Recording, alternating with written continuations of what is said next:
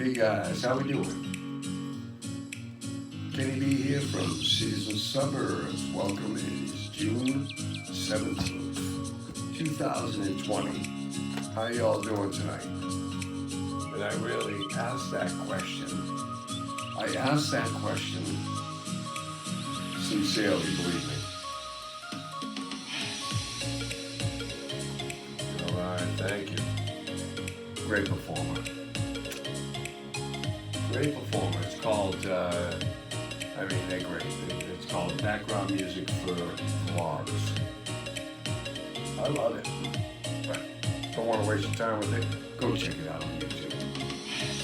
Thanks to YouTube, too, for all the great things they do and great information they provide, obviously. How you guys doing tonight? Kenny B here from Cities and Suburbs. As I said, 617-2020.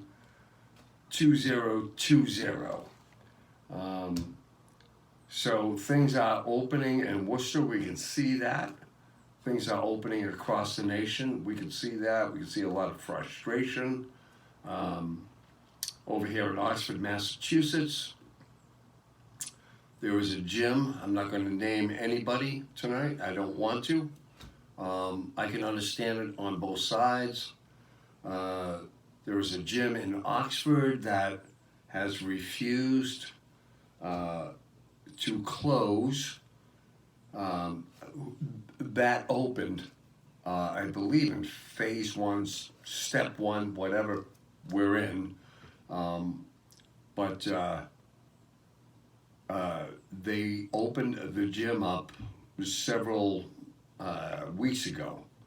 And now the Supreme Court of Massachusetts has said, or I'm not so sure about the court system, and I'm glad I'm not, believe me. I could have been a very long time ago, but thank God. I was dragged along another way, and thanks for indulging me, you guys. But this gentleman, I can understand that. Was it Prime Fitness in Oxford, Supreme Court in Worcester, Worcester Superior Court. They could be shut down, their locks changed, the town of Oxford, Massachusetts could turn off the gym's power. They've been an open, active gym. And by the way, the gym has been not just, it's reckless to open the gym, but the behavior inside the gym has not been reckless. The distancing, the masking, the sanitization of the gym has been going on. That is no different than the Adams Square Baptist Church in Worcester, Massachusetts, who defied through constitutional and religious rights to keep the church open or reopen the church to services, to reopen a gym to services. We're getting that pushback, and that's to be expected. And I think in the end, you have one side saying, I can't believe these folks would open up a gym, endanger so many people. I mean, I listen to a lot of talk radio. Yes, and a lot of it is talk. Some of this local radio stuff, I mean, they have people calling in every day and with the same old, first of all, the same old callers. We need to up our game on local radio. We really do. And the same old callers every flipping day. They add nothing to the local conversation as far as I'm concerned. They become guest host calling, Yes, we got, Melvin calling from South Dakota. Hey, how you doing this week, Melvin? Well, Melvin is always on the show, They don't add a solution to the issue with the church open or closed. Everybody has an opinion. And I guess that, well, I don't want to knock on radio too much, but that's what, opinion radio is, you know. But the fact of the matter is that there is a virus out there, and I will give you tonight, um, let's look at the mass.gov COVID updates, COVID-19. Currently, 1,006 151 cases, okay, and there has been 727,549 individuals tested, molecular testing for COVID, okay? I believe the death rate in Massachusetts is up over 7,000 people. Ridiculous. Shouldn't happen. We can't sneeze at that. But as we begin to, oh God, what an awful metaphor to use, and I'm so sorry. I'm so sorry. I didn't want to be insensitive to that because, I sneeze at everything. I have allergies. But this is an enemy, a virus. It is still out there. We have a gym that says, "Hey, I'm in your face. I have a constitutional right, Jim in Oxford, to stay open, to be open." We have a church in Worcester that says, "I have a constitutional right to be open and stay open." I'm essential.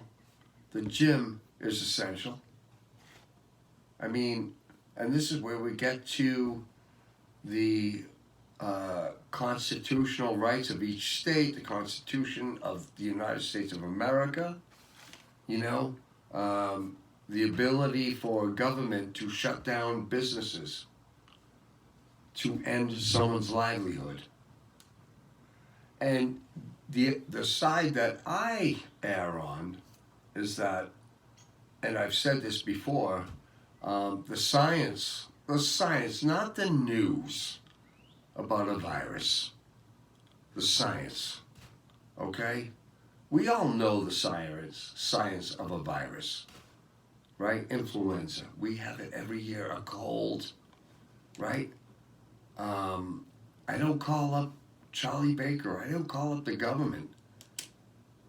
We help each other and say, well, you know what, you'll get through it, stay away from me, make sure you wash your hands, take this and take that, and this is the way you cure it. The problem is, we as people, I feel, above all, forget the church, forget the gym, all of us have been given misleading evidence to what is right and what is wrong. How is it going to spread? Again, this is my opinion show. I don't believe we need to wear masks outside. All right? Flu germs, they love cold conditions where they can, connect, and jump from one to another and jump to you because you're all confined in cold conditions. Okay? Now we're out in the summer, okay? Of course, scientifically, viruses are low. You can still catch a cold in the summer, a cold, okay? And by the way, it's still okay to have a hay fever and a cough, People say, I got a cough. I said, well, you smoke a lot of cigarettes. So let's, keep it real. I'm not dismissing anything with this, but so that's the COVID thing right now, you guys. Anyway, the cases will increase if people are being stupid. I'll keep wearing the mask. That is totally, I gotta admit, horrendous, dries my mouth out. I'm like, whew. But I'm also saying, man, maybe if I wore this mask in years past, I wouldn't have gotten a cold. I mean, we'll revisit history, 100 years from now.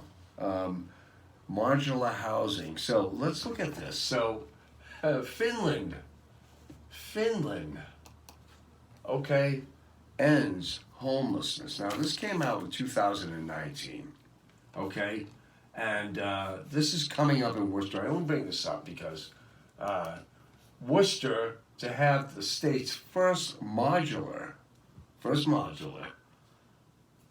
building of micro units to house chronically homeless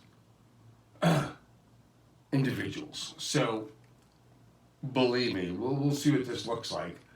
Now this is the Worcester Housing Authority. Let me read this to you.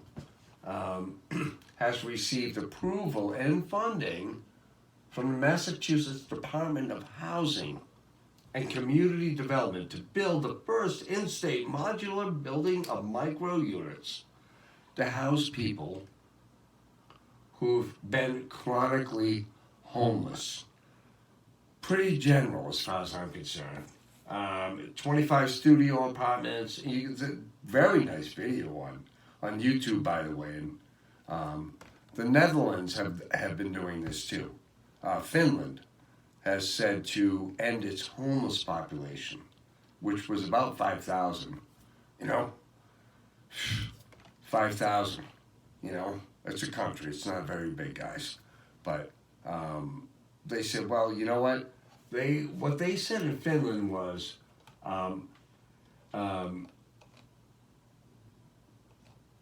is that Finland ends the housing because it became a motto of the country, housing first. You know, and when we hear that in America, we say, well, housing. I'm not talking about a 3-bedroom housing, you know, a home in the suburbs or whatever. That being said, housing, okay? Housing means you are housed. You have a place. You have a sanitary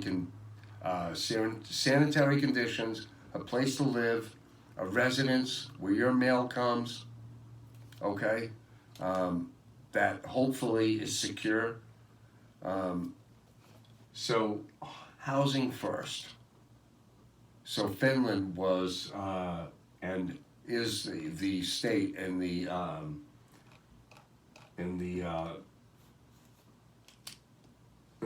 world actually to say, hey, we've solved the homelessness problem, at least in their country. Now, to apply that model in the United States, that's a tall task. But no one should be homeless in America, I believe. You know, if we had done it right in the manufacturing days when people flocked to this country from around the world, 100 years of the Industrial Revolution. After the Industrial Revolution, which most of the manufacturing were in the inner cities.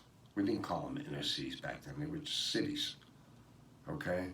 It's where the civics were, in the industry, the learning, all these central activities of civilization were centered in cities. And I believe that's a Greek word, which everything is, but go look it up. After the jobs left the inner cities, it left a lot of devastation. I mean, you can go on YouTube tonight and you can look at the inner cities and you wonder why crime is abundant, you know? And no, the playing field is not level, by the way. It is not. Not everybody has a chance to go to college, and not everybody has a chance to do this and do that. And by the way, college is, you know, education. If that were the answer, we'd be this country, okay, you know, but it's not. Social conditions, good jobs. I say good jobs. What's a good job to you? You know, and right now you need this education just to get some entry-level crap job at, you know, 30 grand a year, which could be a fortune to someone else, you know. But I digress a little bit, and So let us just say this, that Worcester itself is trying to hold steady. The restaurants are opening up. I believe that the coronavirus um, has left a mark on America uh, that is going to sustain for several years. And I only say that, I almost say it optimistically, because at least we know what we have to deal with. You know, let's just say it. You know, again, we have the baseball um, negotiations and the labor disputes and, you know, whole pissing back and forth kind of thing. Just look at it like it would be a strike here. End it. No hockey, no basketball, okay? No nothing. In fact, maybe after all these crap I've been watching about Tom Brady with the Tampa Bay Bucks, maybe we should just really end it. You know what I'm saying?